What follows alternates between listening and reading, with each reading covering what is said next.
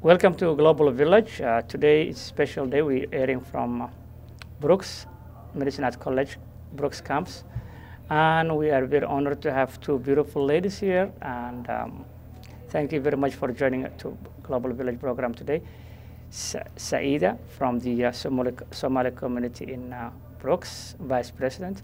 And also Shala, she's the ESL coordinator for the Medicine Hat College, both the campus and also Medicine Hat College, the main campus. Welcome to the program. Thank you. Thank you for having us. Shala, you want to tell us a little bit about yourself? I am an immigrant, moved to Canada about 14 years ago. It's been some time. I've been working at the college for the last 8 years, and I started research with the ESL program, what the needs are for the immigrant community in Medicine Hat College. Started the ESL program there, and then we started the ESL program because it was quite flourishing in Medicine Hat College, and then we did the same in Brooks campus. So I've been with the ESL program for the last 8 years. Wow, that's very good. And I think ESL Special English second class for newcomers or immigrants is extremely very important. Absolutely, I would agree with you 100%. It's valuable and it's important for new immigrants to have that access so that they can improve their language, so that they can get into better jobs. That's a great thing to do. Saida, you want to tell us a little bit about your background? Of course, I'm also an immigrant. I came from the States. I've been staying in the States since 1999, and I came to Canada a year and a half ago. And I moved here in Brooks, and I fell in love with the city of Brooks and their beautiful people and everything else. So I am the Vice President of Somali community here in Brooks. Our president is Mohammed Sheikh.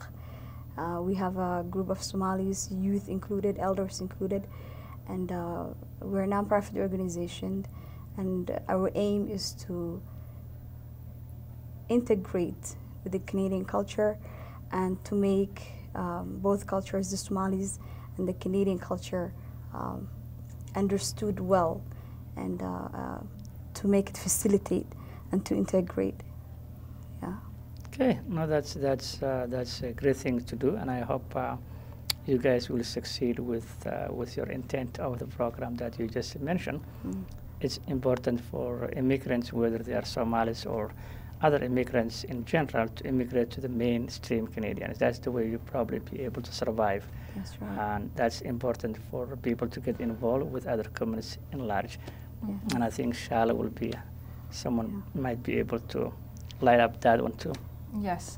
I think absolutely when you come here to the new country, it's how you integrate, how much you integrate. It's very important for not only your employment, but just for surviving skills. So I think I would encourage every immigrant who comes here to access these kind of organizations, like your organization and the ESL program, to better themselves in their skills so that they can live a better life in Canada. No, thank you very much. Shala, the ESL program, so how many levels you have? Is it, for example, in Brooks we have Adult Learning Center, as Absolutely. you know. So I understand they have some levels there, and then you have the college, some levels. Yes, thank you for that question, because I do want the Brooks community to understand how BCalc and the college works. BCalc looks after CLB levels 1 to 3, so they look at more of the foundational levels, the more settlement levels, whereas the college, the hope is for a student to either get into a college program or looking for employment. So we look at the higher levels, CLB 4, 5, and 6. And we're hoping that as we continue and the more demand we have, the more we're able to offer, more levels we're able to offer. But we offer about 7 sections right now, 4 in the morning, 3 in the evening. So we're actually catering to 105 students. And we hope that next year we can add on more offerings for the students because the demand is there. Wow. Is it same case in Medicine Hat, the main campus? Medicine Hat College, first of all, the funding portfolio is different. In Brooks, we are funded by CIC, Citizenship Immigration Canada, and then in Medicine Hat, we're funded just by Alberta Works. Okay. So the system is very, very different. Oh, okay. We have full-time classes there as well, but I have to say the demand that it's been increased here in Brooks is nothing compared to Medicine Hat. There's a huge demand in Brooks. Oh, that's very good to know. So people have different levels. They go for this adult learning center and then they come to Brooks campus. Absolutely. Or they get assessed. That assessment happens once a month at the campus here, college campus. And if they are functioning above BCalc levels, then they can come straight to the college. And they're put on a waiting list. Wow. We do have a waiting list. Okay. I would love to accommodate everybody, but unfortunately we can only accommodate some. Yes. Okay. So the assessment is done every month? Absolutely. Okay. And that is done by an outside assessor to make sure that the process is very transparent. And so you can call the front desk at the Medicine Hat College Brooks campus and find out what the date is every month. Because one of the main things that I always seen with immigrants, for example, you see a lot of immigrants who graduated, have degrees from back home, with their own, degrees from home. One of the things that either they go through back to the assessment of their degree, would you suggest, for example, them, for example, if they are non-speaking English, for example, country, to come back to the college and then assess their English, so that will help them down the road? Absolutely. Now, I do provide information to immigrants who come with credentials, previous credentials, professional credentials from back home. Yeah. And we do provide that service. Now, if those students are from non-English speaking countries, then they have to have the language skills. They will have to start whatever level they are at. However, they might not have to do math and science depending on what degree they're looking for or what employment they're going for. Oh. For a case, myself, when I came here, I came with professional credentials, and then I got them assessed. But what was in favor for me was the English skills, because the official language in Pakistan, that's where I'm from, is in English. Okay. So I think I was favored that way. Okay. However, I still went through the assessment, the Canadian assessment process. Yeah. But those who are coming with professional credentials, we still give credit to other subjects. Okay. Absolutely. I don't think that we should dismiss what they're bringing in, the skills that they already have. That's very good to know. Absolutely. So if they can get in touch with me, and I can maybe just direct them, and maybe even refer them where they can get the help that they need. Okay. Well, those who are watching the program, please call 403-362 1677 and ask for Shala. Yes. Yep. Or call the main campus and ask for Shala. Yes. I think that's a very good information most of these people might need, because the bottom line is, if someone have credential from back home, yes, I think they have to do whatever they can to Absolutely. continue to use that credential for the success Absolutely. of this. And it's a two-way street, not only for them, but I think at the college too, the recognition that these people who are coming in with skills, that we should actually utilize those skills. So absolutely, I'm in favor of that. I would do anything that I can to help them, to refer them, or give them information. And the community at large will benefit their Absolutely. Absolutely. No, that goes both ways then. Absolutely. No, that's very good to know. I think that's a very good information. So, Saida, getting back to your case, is what is the reasons behind of forming the organization, of the Somali Canadian organization, for example? Thank you for your question. The reason to form a Somali Canadian organization, it is because of the need. Somalis here and most immigrants here, there's a language barrier, as Shala has mentioned. There's a need for education. There's a need for, the need is huge.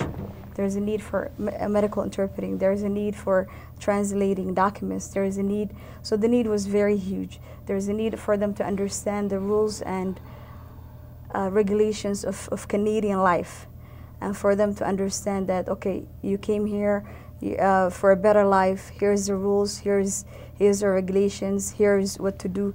So there's a huge need. So we saw that need, and that is why we came together, and we thought, okay, we have to have a nonprofit organization for Somalis, so we can at least have a place of meeting to share our ideas, to talk about our community problems, such as that language barrier, such as the fact that people are, for instance, driving in class 7 and they don't understand the importance of having a full licensed driver next to them.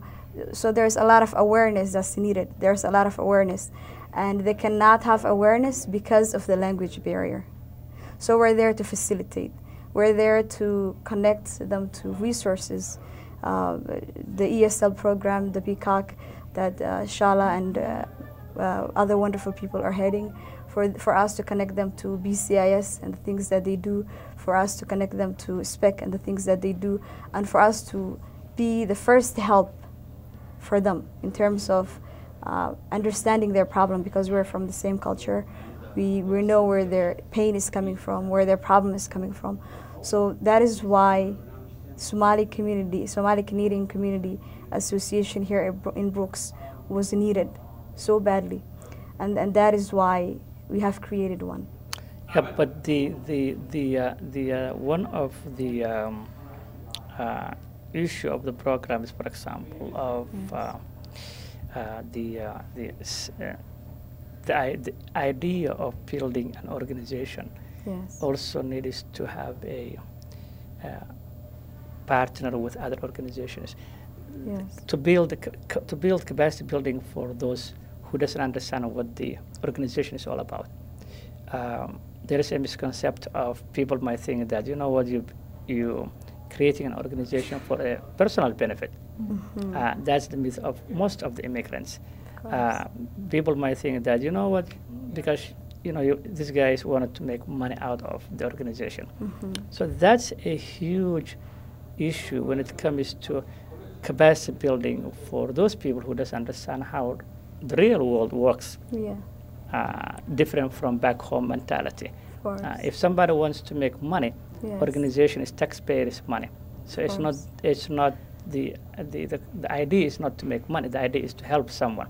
So that alone needs to give people the opportunity to understand what is an organization is all about before even you explain to them how to use class 7 or class 5. Yes. They have to understand what is the organization is all about. The organization is to help them achieve their need. That's right. Thank you for your question. We have made an effort and awareness already. The youth that are in my group, we have went door to door. We have informed the Somalis, because most of Somalis here in Brooks, there are some that are educated and have credentials from back home, just like Shala mentioned, and then you're dealing with the other half that do not even read or write their own language. So for us to explain exactly the need for a Somali community, Somali Canadian Association here, and what an organization is, we've already done that. We've already done that by going door to door, by explaining to them, here's our issues. There is no ifs or buts about it. The need is staring right there in our faces. We have to make an initiative. This is going to be a volunteer basis. It's not going to come nobody's pocket. You have to be volunteer. You have to volunteer your time. I'm volunteering my time, but the need is so huge. Do you think it's a good idea for us to come together before we even decided, to create an organization? Before we even decided, we asked the elders. We sat down with the elders. We sat down with the youth, and they understood. And then after that, we went door to door, and we explained the need for this. And out of 100, I would say 80 people have agreed that there's the need, and they agree that we have to have a Somali community Yeah. No, that's very good. And I think I suggest also Yes. someone like Shala, for example, invite Yes. as a speaker to the program and the importance of them to learn the language, Yes. ESL and all that. So That's there's a right. lot of resources from the college, either from Shala or maybe from Reg, that they can benefit out of it rather than talking and getting something that's not that far away from the truth. Yeah, I think you touched a very important point, trust building. It's Yes. huge within communities, and good to know of all the efforts you're making. Yes. I know that with me, it's had taken quite a long time, because even when they come for the language classes, I had to go out and build that kind of relationship with the communities, with the different That's communities for them to come. But we're Yes. at that point now where they just come to us because the word of mouth is so important Yes. that it spreads. So I agree. I think there's a lot of work in the beginning. Yeah. And yes, absolutely. If you want me to come in to talk to them about the importance of language skills, I It'll be absolutely an honor can. to have you. Thank you so much. Yeah. That's the question that I just like to ask Shala is, what do you think, in your own opinion, for example, what are the advantage of a diverse population, for example, in such as the one we have in Brooks County of Newell, or maybe in Medicine Hat or Ontario or other places? What are the advantage of having diverse population in the 21st century economic growth? Okay. Well, let me see if I can answer that correctly. I myself belong to the diverse community, and I think that I don't just view the new immigrants as the diverse community. I think everybody who's come here has come here as an immigrant, whatever era that might have been, and they have adjusted and integrated to the level that they would want for themselves to be successful. So I think the benefit of it is that this is our future.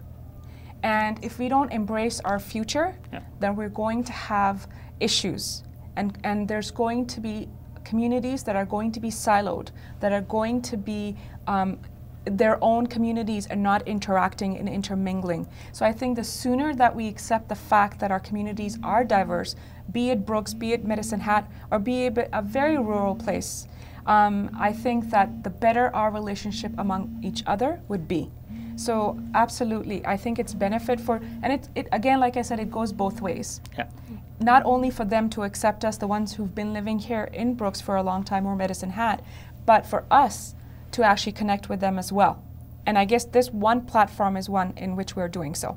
Thank you very much. And I think going back to that, I think is, and that's one of the pillars reasons for Global Village being created some 4 years ago. And I remember that we had a gentleman who happened to be a cowboy. And the same thing when we asked him, one of the things that the negative rumor when people believe, and he said, Ahmed, on the show, said he doesn't believe that immigrants, when they come here, they pay tax. Yes, there's a lot of misconceptions. Actually, there's a lot of misconception. I'm an immigrant, and I also understand very carefully the refugee process as well. But as an immigrant, I would like to clarify that when we applied for immigration, we got immigration on the basis of our skills. We paid for the process to happen. We paid for the landing fee when we came here, and the only way that we are hugely contributing citizens to taxes, and we've got full-time jobs. We contribute in every aspects of life. Refugee system as well. I think I'm a little bit, I don't know if you were aware of the refugee process, but it's the same, that they pay for their tickets when they come here. They're given 1 year of settlements support, but after that they're on their own. So the fact that the gentleman that I wasn't prepared to put him on the spot because he was misled by someone. Absolutely. And to the extent that he said even Lakeside or now GPS, immigrants don't pay tax. So I just told him, I said, you know what, don't take this from me, but all you have to do is just go to the Revenue Canada website and then see yourself and see if there is any exempt, whether you are immigrant or you are somebody who was born here. When it comes to tax, I said immigrants are taxpayers. They contribute to the society. And I said, whoever told you that misleading Yes. information, you need to correct yourself. Well, that tells me that we need more of these kind of dialogues Yeah. where we are able to exchange that information. Yeah. Because if this simple thing is such as this is missing, Yeah. then we've got huge problems. You get that one right. And he was a very courageous guy. After a couple days of after that show, he phoned me one day and he said, Ahmed, I'm sorry. He looked into the Revenue Canada and he was wrong. And he said he accepted that he was wrong. And I said, it's not me to put you on Absolutely. a bad situation on a TV. Yes. But the fact is still, if somebody tells me something, I need to research the facts on my own, because there is no way that Revenue Canada will have exempted immigrants not to pay tax. And he accepted. So there is still that misconception that people have. So it's a both ways, within immigrants and then cowboys and immigrants. But immigrants contribute to the society, the well-being of the society and all that thing. So I hope that your program will succeed, Saida. Thank you. And as I said, there are a lot of organizations in town, institutions like Brooks Campus Medicine College. You have a wonderful lady, beautiful lady beside you, That's right. who might be able to help you. Absolutely. So we hope you will succeed with your team, your intent of the program, and if there is any need that you think that Global Village might be able to help with the case, by all means, don't hesitate to call us. For sure. Thank you for having me. It's an honor, and thank you for offering your help. I appreciate it, and the Somali community appreciates this. Thank you very much. And it's free. We don't get paid. Yes, of course, I know. That's the beauty. Yes. Thank you very much, Shala, You're so for welcome. taking the time, even though you were going to Calgary. It's an honor to have you, and we hope to have you again in the near future. This is, as you said, it's an education platform for both the cowboys and also the immigrants. So this is just building the bridge between the two. So it will be beneficial to the community and beneficial for Canada to have a very strong workforce in the near future and be a competitive for the near future. But and you're doing a very great job for the thank ESL. You. Let's hope that we're able to offer more sections so that we can accommodate more students, so that we can help more people in the community. Let's hope that one, and I'm sure that you're going also for that Southern Alberta in September. Yes, I am. Which they asked me to come and give them presentation. Okay. And I will also be coming. So probably we'll see you there also. Absolutely. Thank you very much, Saida, for coming to the program. Thank you for having us. And we wish you good luck. Thank you. Thank you very much. Thank you so much. Have you. Thank you. We want to have you again. This is the end of the program of Global Village today. We are airing from Brooks Campus Medicine College, County of Newell. I would like to take the opportunity and thank City of Brooks, County of Newell, and Medicine College for the continuing the program to support. And this is where the East meets the West. If you have any questions, any ideas, please don't hesitate to send us an email or give us a call. Thank you very much, and I hope you will join us next time. Until then, God bless you all.